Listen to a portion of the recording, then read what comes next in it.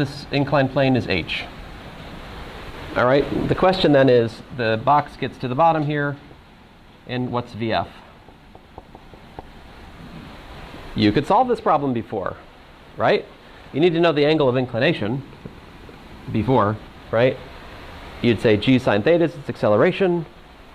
Do some trigonometry, find out how fast it's going. I mean, you can work it out with kinematics, right? And the fact that acceleration F is equal to mg. Or I could say, well, the force, the net force here, right? And I guess the net force technically isn't, I mean, there's different forces involved here, right? Let's see here. There's the normal force, right?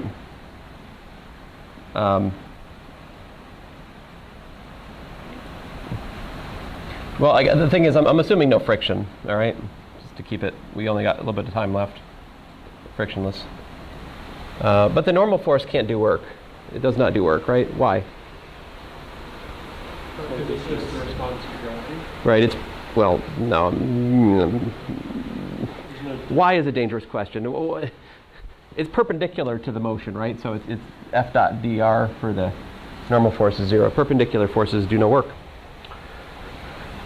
Somebody's helping you move, you can like tell them they're so perpendicular and see if they figure it out. Probably not an effective way to tell your friend to help you carry the couch. You could try though. Okay, so the force though, I just get to the point here. The potential energy due to gravity, and I'll talk more about why this is mgh. Well, mgy, let's say. Now, so if you calculate the gradient of mgy, what do you get?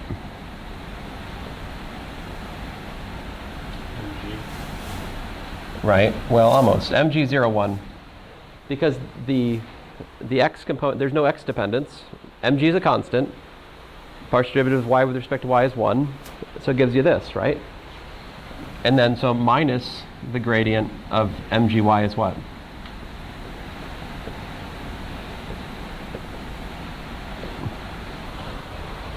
That's the force of gravity, right? Minus mg, taking y as the upward direction. So there you have it. The potential energy function for gravity near the surface of the Earth is just mgy. Okay, so, and so we can set the potential energy to be equal to 0 down here. So you conserve energy. The energy at the top equals the energy at the end, at the base, right? And at the top, I have 1/2 m v naught squared. That's my kinetic energy, because I told you it's somebody give it a shove. And it also has plus mgh, because, well, when stuff is at a higher level, it has gravitational potential energy, as you can see. And then this is equal to 1/2 m vf squared. Solve for vf, and we're done.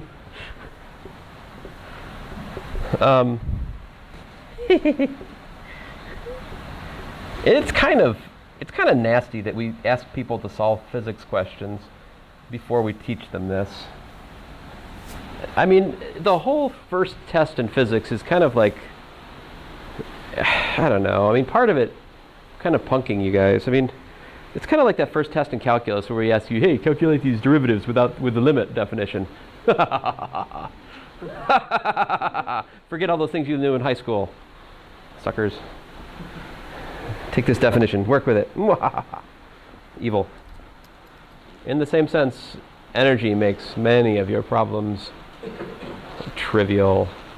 So when you get to the final exam, which tool do you use?